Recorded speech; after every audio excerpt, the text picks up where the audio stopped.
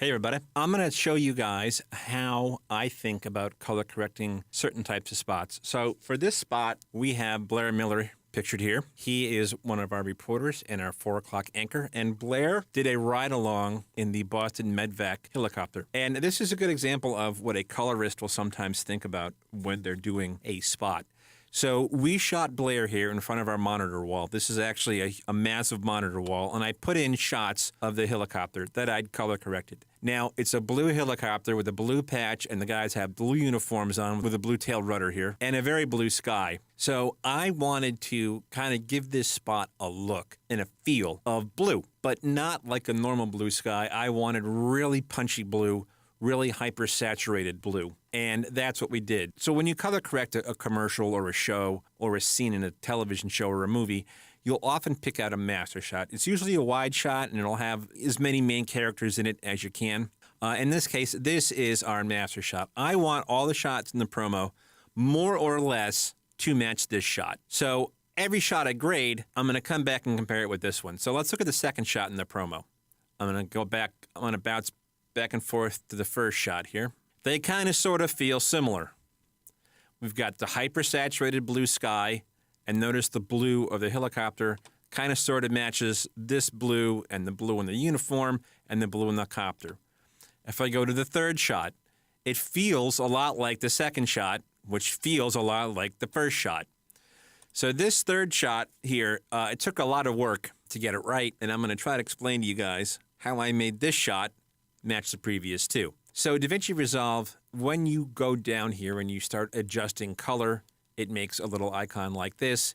If you do a key, or DaVinci calls it qualifier, it makes a little eyedropper icon. If you have shapes, it makes a little lasso like this.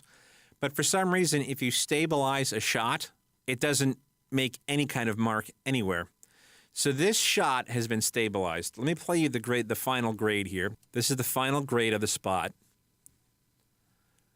And this is what was shot. What you don't see, and I don't know why the software does this, but it does, you don't see a little icon for stabilizing. So that's why I have one node way down here, because when I'm blasting through all these shots, I need to know this shot's been stabilized. And the way I let myself know that is I put the node down here and I have all the nodes up top here. So I'm going to go under the stabilizer right here and I'm going to reset it to show you guys what the shot looked like originally. So this is the original shot. Now if you notice, there's a little camera wobble up here and the camera's jumping around a little bit. Usually not a deal killer, but it would be in this case, and you'll see why in a minute. So I'm just going to undo that. I'm going to put the stabilizer back on. Now you can see this shot is pretty much locked down, or it's locked down good enough for what I'm about to do to it. The second node is just a simple exposure node.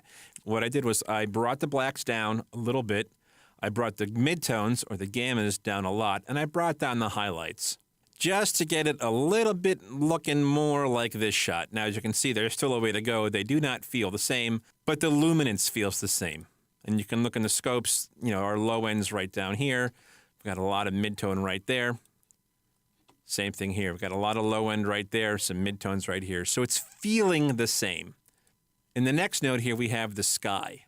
And if you look here, what I've done is qualified the sky. So I did a key, picked blue, noodled around with the controls, and I've isolated the sky pretty good. So there's my sky. So what I've done in this shot is I've brought the lift, gamma, and gain down. I've made it all darker, and by doing that, it's made the shot more contrasty, and it's put a lot more chroma in there. As a matter of fact, I had to bring the chroma down a little bit. There was too much in there. And I made the hue, I swung the hue over to a little bit more blue. So if we look, I'll do a comparison between these two. The sky in the preceding shot kind of sort of looks like that sky. Now there's some slight luma differences, but it feels the same. The chrominance, the value of the blue, feels the same. It's not like a purple sky, or it's not a sunsetty sky. It's a very hyper-saturated blue sky, and it matches. So the next node was the pavement. And if you look, I had to do a couple masks here. This, by the way, and also this mask here. This is why I stabilized the shot. If I didn't stabilize the shot and the shot was bouncing all around, I would have to do all kind of tracking and rotoscoping with these masks. But if I stabilize the shot way back here at the very beginning, it makes all this rotoscoping and masking a lot easier. The shot is locked down. I don't have to deal with it. So if we look here for the pavement, I drew two shapes. One shape was to get rid of all of this stuff here in the stretcher. That's not a real guy, by the way. That's like one of the crew. This mask eliminated the sky and the helicopter, so it's just the pavement I'm working on. And you can see that's the original pavement. It's kind of gray, it's kind of blah. That's technically probably what the pavement actually physically looked like. Black, gray, pavement. But I didn't want that because in the previous shot, I got pavement that looks like this. And when you go from shot to shot, it doesn't look right. It looks wrong because this pavement looks so much different than this pavement. I'm going to come in. I'm going to turn that node back on. And you can see now this pavement looks and feels a lot more like this pavement. Let me wipe between the two clips. I mean, is it perfect? No. There's some lumen shifts there, a little lumen difference, but it feels the same. This pavement looks a little redder than this pavement, which is a little bluer, but, you know, it's pretty darn close. It feels the same. Next shot was the helicopter. Again, because we've locked this shot down way back here in the beginning, I can just simply draw a mask around this helicopter, and because the shot isn't moving, I can successfully color correct this helicopter. What I did for the helicopter was I brought the midtones up and I brought the gain up. I just made the thing brighter, which means our helicopter now is kind of jumping off the screen. It's punchy. It feels brighter. There's more contrast. The darks are darker, the brights are brighter. And in this node, it's a simple circle around their logo, Your Life, Our Mission, which I thought was kind of cool. So if I turn that node off, it's kind of dark, it's kind of blah, you don't really see it, it doesn't catch your eye. But if I do that, now it's catching your eye. And again, that's just a simple brightness of gain. I just brought the gain up. So the next node was this logo here, which is just a simple circle shape around their logo. And if I toggle it off and on, you can see it just makes the logo pop out brighter. And in the final node is two shapes. I've got the helicopter here and I've got the guys walking here.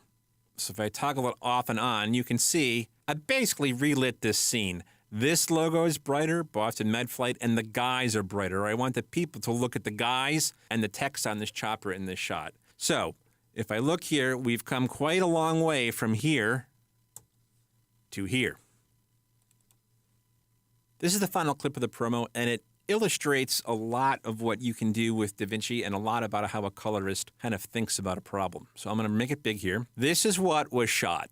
This is Blair in the helicopter taking the med flight. And this is what I turned it into. I came in and did a qualifier key of Blair's helmet. Now, if you look on the scope, here is the skyline of Boston. Right there. Very bright, very overexposed. Here is the key of Blair's head. It's very dark. I did a luminance key on Blair's head. And I keyed out just Blair's head. And then I had to mask some stuff out. Let me turn these masks off. So you can see here what's happening. Almost worked. The dark, dark spots and the bright, bright spots are not being keyed out. So I made a mask. This big one is a stationary mask, and it's keying out most of the stuff to the left. But I needed another mask, which is this one. Now this mask, if we look, it follows the contour of the helmet, and I tracked it to Blair's helmet. You can see that mask is being tracked along Blair's helmet. And as a result of all of this, I am only looking at the skyline of Boston. So what I did was I brought the lift down, the gamma down, and the gain down. And the shot was very, very, very blue. So I took some of the blue out of that shot. Once the city was fine, I still had to deal with Blair's head, which was pretty dark. I took the output, the key output, and resolve key as blue. I took the key output of this node and piped it into this node. So instead of fixing the city of Boston, I am now fixing the back of Blair's head. And all I did here was bring up the gain and bring up the gamma. Now his helmet looks a little pinky, so I can bring down some of that pink. There we go. And in the final node right here, I thought the shot looked a little too green, so I just added a little more blue to the picture. Let me blow this up. So we went from this shot to this. Quite a difference. So I hope that helped you guys. I will put the spot that we made so you can see the entire spot. I'll put it after the tutorial. I hope this helps you guys. Leave any questions you may have in the comments below or email me. And happy correcting. Monday at 10, only on Boston 25 News, I take you along with Boston MedFlight. It's great to know that you're able to help someone in a time of need. With the number of calls being up, seconds matter most. We ride along, seeing how they handle the worst of the worst. We're learning how changes are helping them get to you faster when you need it most. Monday at 10, only on Boston 25 News.